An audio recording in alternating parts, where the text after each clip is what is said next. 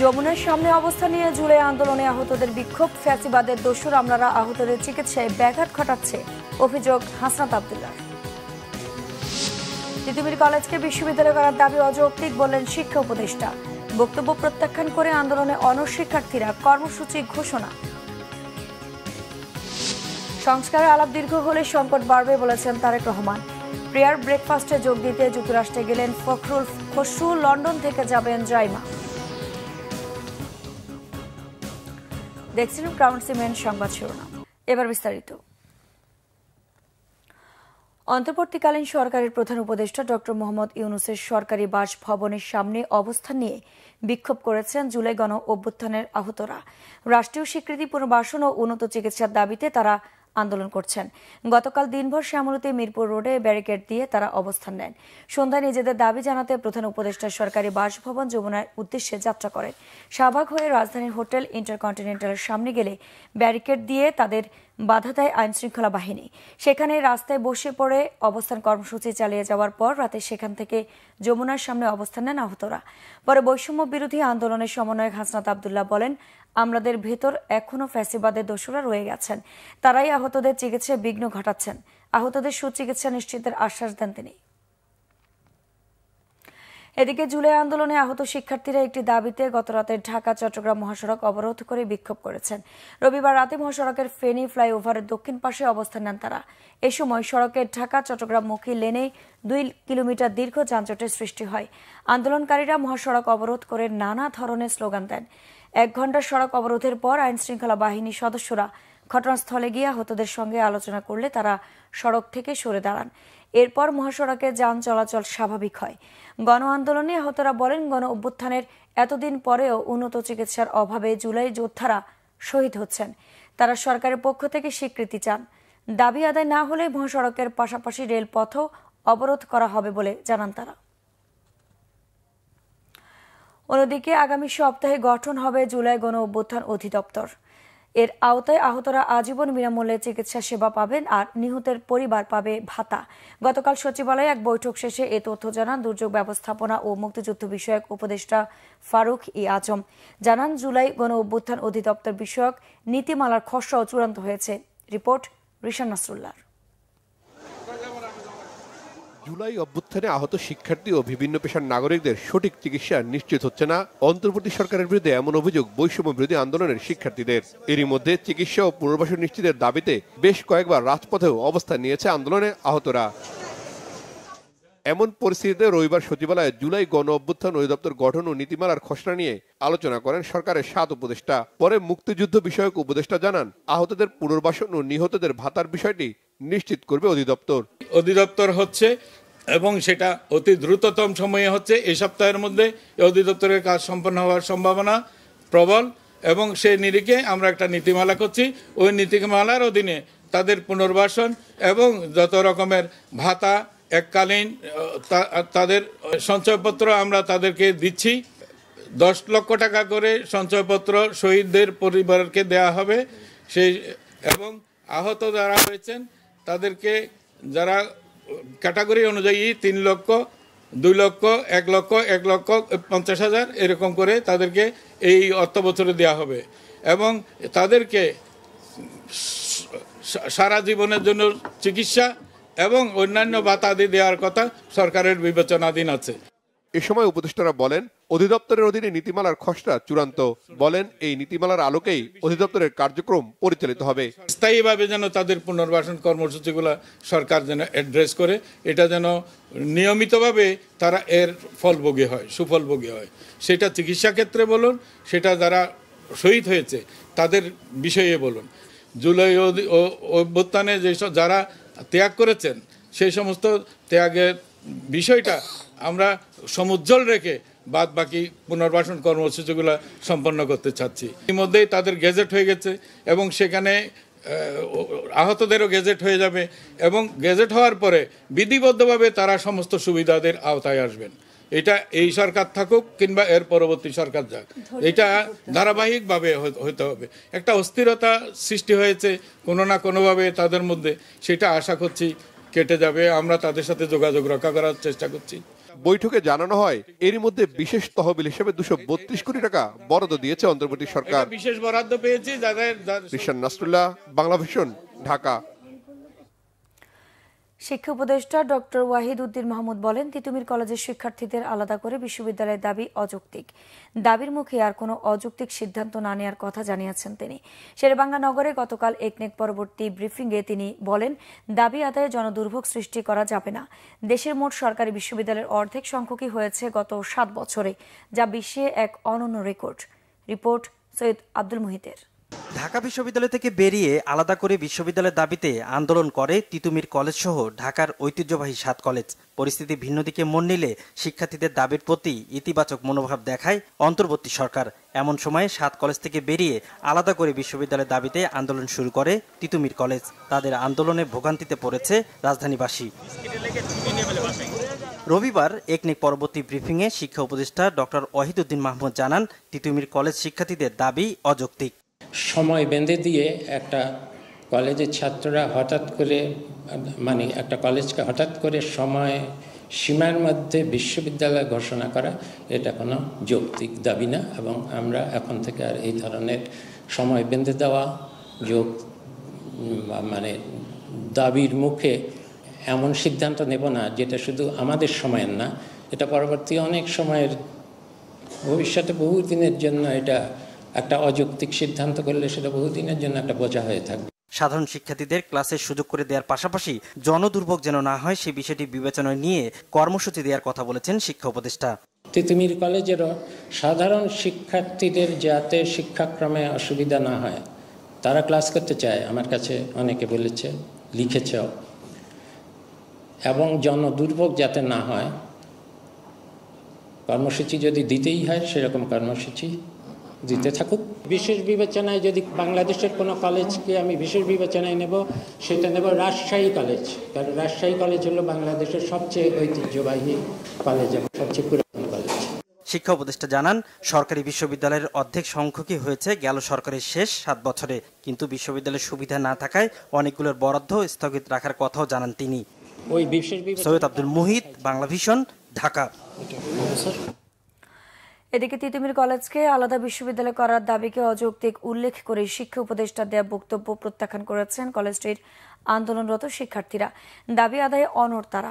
আজ বেলা 11টা থেকে রাত 10টা পর্যন্ত অবরোধ কর্মসূচি পালনের ঘোষণা দিয়েছেন আন্দোলনরত শিক্ষার্থীরা। গতরাতে সংবাদ সম্মেলনে শিক্ষার্থীরা এই ঘোষণা দেন। মহাখালী রেলগেট, আমতলী, গুলশান লিংক রোডে অবস্থান নিয়ে তারা অবরোধ কর্মসূচি পালন করবেন। এ সময় তিতুমির কলেজে পরীক্ষা সহ সব রকম একাডেমিক কার্যক্রম বন্ধ থাকবে। তবে কলেজ ক্যাম্পাসে সরস্বতী পূজা চলবে। সংবাদ সম্মেলনে অনশনরত শিক্ষার্থীদের পক্ষ থেকে 3টি দাবি তুলে ধরা হয়। এর আগে ইজতেমার জন্য রবিবার সকাল থেকে বিকেল পর্যন্ত অবরোধ কর্মসূচি কিছুটা শিথিল থাকলেও সন্ধ্যায় মহাখালী বিমানবন্দর সড়কের আমতলীতে অবস্থান নেন তিতুমির শিক্ষার্থীরা। এতে যান চলাচল বন্ধ হয়ে সড়কে দেখা দেয় তীব্র যানজট। পরে রাত 8:45টার দিকে সেখান থেকে মিছিল নিয়ে কলেজের সামনের রাস্তায় অবস্থান নেন তারা। এ সময় মহাখালী গুলশান সড়কে যান চলাচল বন্ধ হয়ে যায়। এদিকে কয়েকদিনের টানা অনশনে অসুস্থ হয়ে পড়েছেন কয়েকজন শিক্ষার্থী। গুরুতর অসুস্থ হয়ে পড়ায় এক শিক্ষার্থীকে হাসপাতালে ভর্তি করা হয়েছে। তিতুমির বিশ্ববিদ্যালয় কমিশন গঠন প্রক্রিয়ায় শিক্ষা মন্ত্রণালয়ের উপর আইন উপদেষ্টার চাপ সৃষ্টি করার ঘটনার সুষ্ঠু তদন্ত করে রাষ্ট্রীয় কাজে ব্যাঘাত সৃষ্টির দায়ভার মাথায় নিয়ে আইন উপদেষ্টাকে প্রকাশ্য ক্ষমা চাইতে হবে। বিএনপির ভারপ্রাপ্ত চেয়ারম্যান তারেক রহমান বলেছেন, সংস্কারের আলাপ যত দীর্ঘ হবে দেশ তত বেশি সংকটের মুখে পড়বে, ষড়যন্ত্রকারীরা তত বেশি ষড়যন্ত্র করার সুযোগ পাবে। জানান, সংস্কার বাস্তবায়ন করতে হলে একটাই উপায়, নির্বাচন। গতকাল তিনি বলেন, জনগণের ভাগ্য পরিবর্তনের কাজ শুরু করতে হলে দ্রুত নির্বাচনের পথে যেতে হবে। যত দ্রুত গণতান্ত্রিক প্রক্রিয়া শুরু করা যাবে তত দ্রুত দেশকে আরও ধ্বংস হাত থেকে রক্ষা করা যাবে। আহমেদ সরোয়ারের রিপোর্টে বিস্তারিত। রাষ্ট্রকাঠামো মেরামতে বিএনপির ভারপ্রাপ্ত চেয়ারম্যান তারেক রহমান উপস্থাপিত 31 দফা সংস্কার কর্মসূচির জনসম্পৃক্ততায় রাজধানীর কদমতলী থানায় কর্মশালা করে বিএনপি ঢাকা মহানগর দক্ষিণ। রবিবার বিকেলে এ কর্মশালায় ভার্চুয়ালি যোগ দেন তারেক রহমান। এ সময় তারেক রহমান বলেন, বিএনপি যখন সংস্কার প্রস্তাব দিয়েছিল তখন কেউ এ নিয়ে কথা বলেনি। যারা প্রতিনিয়ত সংস্কার করছেন তারা স্বৈরাচারের বিরুদ্ধে দাঁড়িয়ে সাহস করে তখন কিছুই বলেননি। সংস্কার করে আমরা এই আলোচনা দীর্ঘ থেকে দীর্ঘায়িত করতে থাকি, দীর্ঘতর করতে থাকি, যেই স্বৈরাচারকে বাংলাদেশের মানুষ, সকল মানুষ একত্রিত হয়ে এই দেশ থেকে বিতাড়িত করে দিয়েছে। যদি নির্বাচন প্রক্রিয়া দেরি হয় তাহলে সেই স্বৈরাচার সুযোগ পেয়ে যাবে। সংস্কার বক্তব্য রেখে দয়া করে এই আলাপ দীর্ঘায়িত করবেন না। কারণ আপনারা আলাপ যত দীর্ঘায়িত করবেন দেশ তত বেশি সংকটের মুখে পড়বে। আপনারা সংস্কার আলাপ যত দীর্ঘায়িত করবেন দেশে তত ষড়যন্ত্রকারীরা ষড়যন্ত্র করার সুযোগ পাবে। এই সংস্কারকে বাস্তবায়ন করতে হলে উপায় একটাই, যেই সংস্কার প্রস্তাব বিএনপি দিয়েছে, যেই সংস্কার প্রস্তাব অন্তর্বর্তীকালীন সরকারের কমিশনগুলো তৈরি করে দিয়েছে, যেটাই হোক না কেন এই সংস্কারকে যদি বাস্তবায়ন করতে হয় নির্বাচন ছাড়া আর কোনো রাস্তা নাই। তিনি বলেন, রাজনীতির গুণগত পরিবর্তন আনতে চাইলে সবাইকে এগিয়ে আসতে হবে। শুধু রাজনীতির গুণগত পরিবর্তন আনলেই তো সবকিছু হয়ে যাবে না। যারা বেকার, বিভিন্ন কারণে কর্মসংস্থানের ব্যবস্থা তাদের হচ্ছে না, মানুষের কর্মসংস্থানের ব্যবস্থা করতে হবে। শুধু বড় বড় কথা বললে তো হবে না। শুধু সংসদে উচ্চকক্ষ তৈরি করলেই সমস্যার সমাধান হবে না। আলোচনা হবে, উপায় বের হবে, কিন্তু সেই উপায়কে বাস্তবায়ন করতে হবে। শুধু একজন ব্যক্তি দুইবারের বেশি প্রধানমন্ত্রী হবে না এই কথা তো বললে হবে না। হলো না প্রধানমন্ত্রী, তাতে পাবলিকের কি যায় আসে? পাবলিককে, মানুষের জন্য কর্মসংস্থানের ব্যবস্থা করতে হবে। আমরা যদি জনগণের ভাগ্যের পরিবর্তনের কাজ শুরু করতে চাই তাহলে অবশ্যই আমাদেরকে একটি নির্বাচন প্রক্রিয়ার মধ্যে যেতে হবে। আমাদেরকে গণতান্ত্রিক প্রক্রিয়ার কাজ শুরু করতে হবে। যত দ্রুত আমরা গণতান্ত্রিক প্রক্রিয়ার মাধ্যমে একটি নির্বাচিত সরকারের হাতে দায়িত্ব দিতে পারবো, তত দ্রুত আমরা দেশকে আরো ধ্বংস হয়ে যাওয়া থেকে রক্ষা করতে সক্ষম হব। আবারও জবাবদিহিতার উপর জোর দেন বিএনপির ভারপ্রাপ্ত চেয়ারম্যান। ঢাকার সময় বোধহয় তখন হবে রাত 3:30 4টা হবে বোধহয়। ইশরাক তখন কয়টা বাজে খেয়াল আছে তোমার? তো এরকম সময় আমি তখন ওকে ফোন করলাম সাথে সাথে। আমি বললাম যে ইশরাক, তোমার এরকম নিউজ দেখলাম, তো আমার মনে হয় তুমি একটু যাও, গিয়ে দেখো কি করা যায়, কতটুকু ব্যাপারটা কি সমাধান করা যায়। আজকে যদি সত্যিকার ভাবে সিটি কর্পোরেশনের নির্বাচন হতো তাহলে কি ইশরাকের সেখানে যাওয়ার প্রয়োজন হতো? তাহলে কি সংবাদের দেখে আমার ফোন করার কোনো প্রয়োজন হতো না। কর্মশালায় বিএনপি নেতারা বলেন, এ ধরনের কর্মসূচির মাধ্যমে দলের নেতাকর্মীরা সংস্কার প্রস্তাবগুলোর বিষয়ে ভালোভাবে জেনে জনগণকে সচেতন করতে পারবেন। খুনি স্বৈরাচারী ফ্যাসিস্ট আওয়ামী লীগ, খুনি হাসিনা যেভাবে বাংলাদেশকে ধ্বংস করে রেখে গিয়েছে, সেখান থেকে রাষ্ট্রকে উত্তরণ ঘটিয়ে কিভাবে রাষ্ট্রকে বিনির্মাণ করতে যাচ্ছে, এটি রাজনৈতিক কর্মী হিসেবে জানা প্রত্যেকটি দফা আমাদের অত্যন্ত প্রয়োজন। কারণ আগামীতে আমাদের জাতীয় নির্বাচনে এই বিষয়গুলো জনগণের মাঝে ঘরে ঘরে গিয়ে উপস্থাপন করতে হবে। আজকে এখানে কর্মশালা করলাম, এর পরবর্তীতে আর কোনো কাজ করলাম না তাহলে কিন্তু হবে না। আমাদের প্রত্যেকটি ওয়ার্ডে ওয়ার্ডে, প্রত্যেকটি ঘরে ঘরে এই যে রূপরেখা, এই 31 দফা প্রত্যেকটি মানুষের ঘরে ঘরে আমরা যাতে পৌঁছে দিতে পারি সেজন্য আমাদের কাজ করতে হবে। 31 দফা, সেই দফাকে বাস্তবায়ন করার জন্য এই দেশের জনগণকে সম্পৃক্ত করে আজকে দেশকে পুনর্গঠন করে আগামী দিনে দেশ নেত্রী এবং তারেক রহমানের নেতৃত্বে বাংলাদেশ জাতীয়তাবাদী দল ইনশাআল্লাহ ক্ষমতায় আসবে। আহমেদ সরওয়ার, বাংলা ভিশন, ঢাকা। আগামী 5 ও 6 ফেব্রুয়ারি যুক্তরাষ্ট্রে অনুষ্ঠেয় ন্যাশনাল প্রেয়ার ব্রেকফাস্টে অংশ নিতে দেশটির রাজধানী ওয়াশিংটন ডিসির উদ্দেশ্যে গতকাল সন্ধ্যায় ঢাকা ছেড়েছেন বিএনপি মহাসচিব মির্জা ফখরুল ইসলাম আলমগীর ও স্থায়ী কমিটির সদস্য আমির খসরু মাহমুদ চৌধুরী। দলটির ভারপ্রাপ্ত চেয়ারম্যান তারেক রহমানের প্রতিনিধি হিসেবে লন্ডন থেকে যুক্তরাষ্ট্রে যাবেন তার মেয়ে ব্যারিস্টার জাইমা রহমান। রবিবার সন্ধ্যা 6:30টায় এমিরেটস এয়ারলাইন্সের একটি ফ্লাইটে ওয়াশিংটন ডিসিতে যাওয়ার আগে হজরত শাহজালাল আন্তর্জাতিক বিমানবন্দরে এ তথ্য জানান মির্জা ফখরুল ইসলাম আলমগীর ও আমির খসরু মাহমুদ চৌধুরী। বিকেলে 3:30টার দিকে বিমানবন্দরে পৌঁছে সাংবাদিকদের জানান যুক্তরাষ্ট্রের কংগ্রেস সদস্যদের আমন্ত্রণে বিএনপির প্রতিনিধি হিসেবে তারা যাচ্ছেন।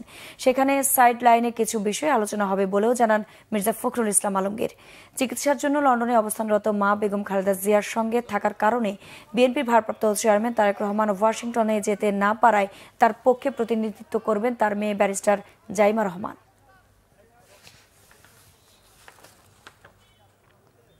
এখানে কোনো আলোচনার বিষয় নেই, একটা ব্রেকফাস্ট প্রেয়ার আমরা আমন্ত্রিত হয়েছি, আমরা সেখানে যাচ্ছি। সাইড লাইনে কিছু আলোচনা হবে, কথা হবে। খসরুভাই আছেন, বাকিটা খসরুভাই বলবেন।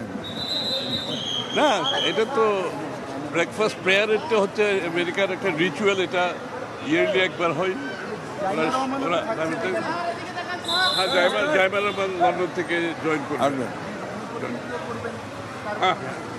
জি, তারেক সাহেব যেতে পারছেন না, উনি জাইমা রহমান ওনাকে রিপ্রেজেন্ট করবেন।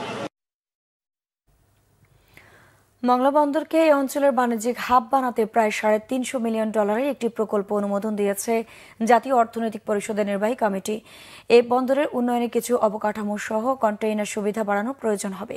গতকাল রাজধানীর শেরেবাংলা নগরে এনইসি সম্মেলন কেন্দ্রে প্রধান উপদেষ্টা ডক্টর মোহাম্মদ ইউনুসের সভাপতিত্বে প্রায় 12,532 কোটি টাকার 13টি প্রকল্পের অনুমোদন দেওয়া হয়। প্রকল্পের ক্ষেত্রে দুর্নীতিবাজ দেশীয় ঠিকাদার যাতে জায়গা না পায় বিষয়টি মন্ত্রণালয় আশ্বস্ত করেছে।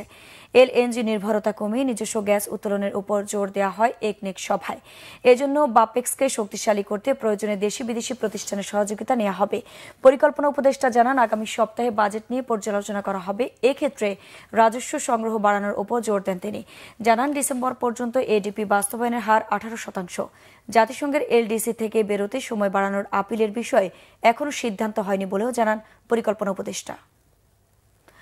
বাণিজ্য উপদেষ্টা শেখ বশির উদ্দিন গতকাল বলেছেন, দেশের এমন কোনো প্রতিষ্ঠান নেই যা শেখ হাসিনা ধ্বংস করেননি। ব্যাংক খাতকে পর্যন্ত অপরাধীদের স্থানে পরিণত করা হয়েছিল। রমজানে নিত্যপণ্যের দাম স্থিতিশীল থাকবে বলে আশ্বস্ত করেন বাণিজ্য উপদেষ্টা। এদিকে জাতীয় নাগরিক কমিটির মুখ্য সংগঠক সার্জিস আলম বলেছেন, বাজারে এখনও চাঁদাবাজি চলছে বলেই পণ্যের দাম কমছে না। এনবিআর চেয়ারম্যান আব্দুর রহমান খান জানিয়েছেন, কর ফাঁকির কারণে রাজস্ব আয় কম, তাই বাধ্য হয়েই বিদেশ থেকে ঋণ নিতে হয়। গোলাম মঈনুল হাসানের রিপোর্ট। হাসিনা সরকারের আমলে মূল্যস্ফীতির চাপে এক প্রকার দিশেহারা সাধারণ মানুষ। জুলাই বিপ্লবের পর পরিস্থিতির বড় পরিবর্তন আসবে এমন প্রত্যাশার বিপরীতে মূল্যস্ফীতি এখনো 2 অঙ্কের ঘরে। এমন বাস্তবতায় খাদ্যপণ্যের যৌক্তিক দাম নিয়ে রাজধানীর একটি হোটেলে সেমিনার আয়োজন করা হয়। মূল প্রবন্ধে সিপিডির গবেষণা পরিচালক ডক্টর খন্দকার গোলাম মোয়াজ্জেম বলেন, সরবরাহ ব্যবস্থা দুষ্ট চক্রের মধ্যে পড়েছে। এরকম একটা মার্কেট স্ট্রাকচার চলতে পারে না। জাতীয় নাগরিক কমিটির মুখ্য সংগঠক সার্জিস আলম বলেন, আগের মতো চাঁদাবাজি চলছে, সিন্ডিকেট ভাঙতে পারেনি অন্তর্বর্তী সরকার। প্রত্যেকটা জায়গায় চাঁদাবাজি নামে লুটপাটের এই ট্রেডিশনটা বন্ধ হওয়া উচিত। এটা রাজনীতিবিদদের পক্ষ থেকে এই কাজটা তাদের করতে হবে। একইভাবে বিজনেসম্যান এখানে যারা রয়েছেন, আপনারা আপনাদের জায়গায় যদি এই প্রতিযোগিতামূলক বাজারটা বা আপনাদের জায়গা থেকে যতটা কাজ করা যায়, ইভেন একদম দুইটা শব্দ দিয়ে বলি, সরকার কাজ করছে মূল্যস্ফীতি নিয়ে, আমাদের বড় বড় বিজনেসম্যানদের কাজ করতে হবে লোভ স্ফীতি নিয়ে। মানে এই লোভের যে স্ফীতি, এটা আমাদের মনে হয় কিছুটা কমানো উচিত।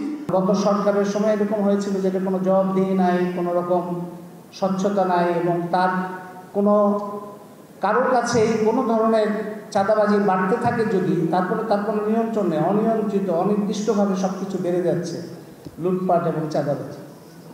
সেই সরকার পতনের পরে এটা তো স্বাভাবিক প্রত্যাশা ছিল যে তাইলে তো জিনিসপত্রের দাম কমে আসবে, চাঁদাবাজিটা তো নাই। কিন্তু দেখা যাচ্ছে যে চাঁদাবাজি, সরকার চলে গেল কিন্তু, এবং চাঁদাবাজিও বন্ধ হওয়ার কথা, কিন্তু জিনিসপত্রের দাম কমছে না। এনবিআর চেয়ারম্যান জানিয়েছেন, নিয়মিত করদাতাদের বিরক্ত করা হবে না, খোঁজা হচ্ছে নতুন করদাতা। আপনারা এটা টের পাবেন যে আপনাদের বন্ধু বান্ধবরা যখন ট্যাক্সের নোটিশ পাবে, দীর্ঘদিন ধরে ওনার টিআইএন আছে, উনি জীবিত আছেন, ওনার ব্যবসা বাণিজ্য আছে, অথচ উনি রিটার্ন দেন না। অনুষ্ঠানে বাণিজ্য উপদেষ্টা বলেন, সীমাহীন দুর্নীতি অনিয়মে হাসিনা সরকার প্রতিষ্ঠানের কাঠামো ভেঙে দিয়েছে, এজন্য প্রতিষ্ঠানগুলো কাজ করছে না। শেখ হাসিনা নামে যে মহিলাটা আমাদের দেশে আবর্তিত হয়েছিলেন, আমি অনুরোধ করব এখানে একাডেমিয়া যারা আছেন ওনার নামে একটা পিএইচডি ডিগ্রি যদি খোলা যেত, আমার মনে হয় খুবই ভালো হয়। কারণ প্রতিষ্ঠানগুলোকে, মানে এমনকি বাইতুল মোকাররমের খতিবও যখন পালিয়ে যায়, তখন এটা নির্দিষ্টভাবে বোঝা যায় যে হেন কোনো প্রতিষ্ঠান ছিল না যেটাকে ধ্বংস করা হয়নি। সেটা ব্যুরোক্রেসি বলেন, এমনকি রাষ্ট্রীয় গোয়েন্দা সংস্থা বলেন, আমাদের জুডিশিয়াল সিস্টেম বলেন, একাডেমিয়া বলেন, আমাদের বিজনেস কমিউনিটি বলেন, সবার একটা ক্রিমিনাল নেক্সাস আমরা দেখেছি। রমজানে নিত্যপণ্যের বাজার নিয়ন্ত্রণের বিষয়ে কথা বলেন বাণিজ্য উপদেষ্টা। আমি এটাও আপনাদেরকে অ্যাসিওর করতে চাই, গোয়িং ফরওয়ার্ড ইন রমাদান ইনশাআল্লাহ সমস্যা হবে না। গোলাম মনিরুল হাসান, বাংলা ভিশন, ঢাকা। বিএনপির ভাইস চেয়ারম্যান শামসুজ্জামান দুদু বলেছেন, সেভেন সিস্টার্স নিয়ে আমরা যেমন নাক গলাই না, তেমনি পার্বত্য অঞ্চল নিয়েও প্রতিবেশী দেশের নাক গলানো উচিত নয়। গতকাল দুপুরে জাতীয় প্রেস ক্লাবে বাংলাদেশি প্রফেশনালস আয়োজিত অনুষ্ঠানে বাংলাদেশের পার্বত্য চট্টগ্রাম সমস্যা উত্তরণে রাজনৈতিক ভাবনা শীর্ষক আলোচনা সভায় এ কথা বলেন তিনি। শামসুজ্জামান দুদু বলেন, পার্বত্য চট্টগ্রামে শুধু পাহাড়ি থাকবে, অন্য কেউ থাকবে না তা হতে পারে না। সমতল ও পাহাড়ি জনগোষ্ঠীর জনগণ সমান নিরাপত্তা পাবে বলে জানান তিনি। এ সময় জামায়াত ইসলামের কেন্দ্রীয় কর্মপরিষদ সদস্য ডক্টর শফিকুল ইসলাম মাসুদ বলেন, শেখ মুজিবুর রহমান পাহাড়িদের বাঙালি বানানোর চেষ্টা করেছিলেন আর তার মেয়ে শান্তি প্রতিষ্ঠার নামে অশান্তি তৈরি করেছিল। পাহাড়ে শান্তি ফেরাতে রাজনৈতিক দলগুলোকে ঐক্যবদ্ধভাবে কাজ করার আহ্বান জানান তিনি। পাহাড়ের 1 ইঞ্চি জায়গাও ছেড়ে দেওয়া হবে না বলে জানান বক্তারা। পাহাড় কাটার মহোৎসব চলছে খাগড়াছড়িতে। কখনো প্রকাশ্যে, কখনো রাতের আধারে চলছে এই অপকর্ম। ঝুঁকিপূর্ণ বসতিও গড়েছে কেউ কেউ। মাঝে মধ্যে অভিযানে জেল জরিমানাও থামানো যাচ্ছে না পাহাড় কাটা। জেলায় ঘন ঘন বন্যার জন্য অনিয়ন্ত্রিত পাহাড় কাটাকে দুষছেন পরিবেশবিদরা। খাগড়াছড়ি প্রতিনিধি HM প্রফুল্ল, তথ্যচিত্রে ডেস্ক রিপোর্ট। শুষ্ক মৌসুম এলেই খাগড়াছড়িতে শুরু হয় পাহাড় কাটার প্রতিযোগিতা। জমি ভরাট সহ বিভিন্ন বাণিজ্যিক কাজে ব্যবহারের জন্য প্রকাশ্যে ও রাতের আধারে কাটা হচ্ছে পাহাড়। পরিবর্তন হচ্ছে জমির শ্রেণী, হারিয়ে যাচ্ছে জীববৈচিত্র্য। পাহাড় ধসের শঙ্কায় স্থানীয়রা।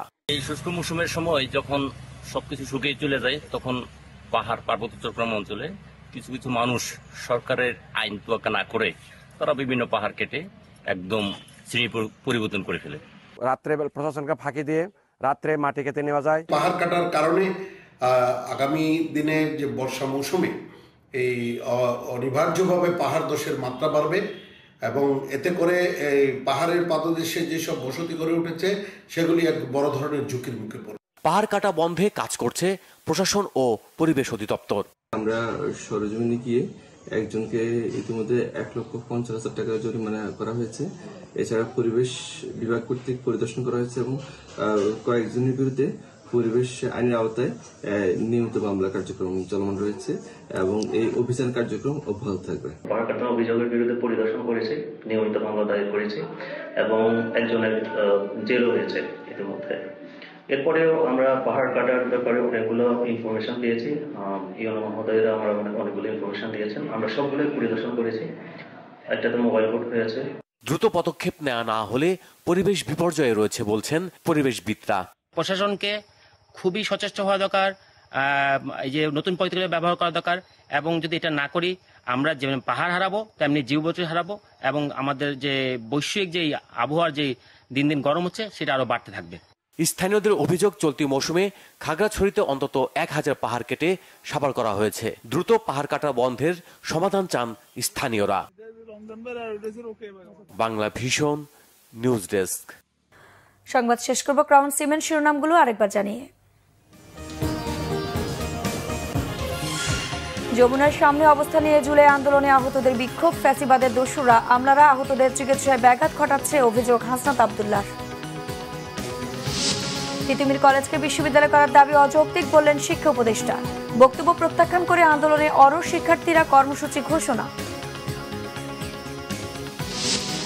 সংস্কারের আলাপ দীর্ঘ হলে সংকট বাড়বে বলেছেন তারেক রহমান। প্রেয়ার ব্রেকফাস্টে যোগ দিতে যুক্তরাষ্ট্রে গেলেন ফখরুল খসরু। লন্ডন থেকে যাবেন জাইমা।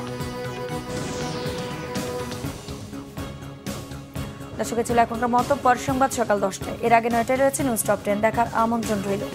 এছাড়া বাংলা ভিশন সংবাদ ও সংবাদ সংশ্লিষ্ট অনুষ্ঠান দেখতে ভিজিট করুন www.bvnews24.com ও facebook.com/banglavisionnews এবং সাবস্ক্রাইব করুন youtube.com/banglavisionnews। ধন্যবাদ।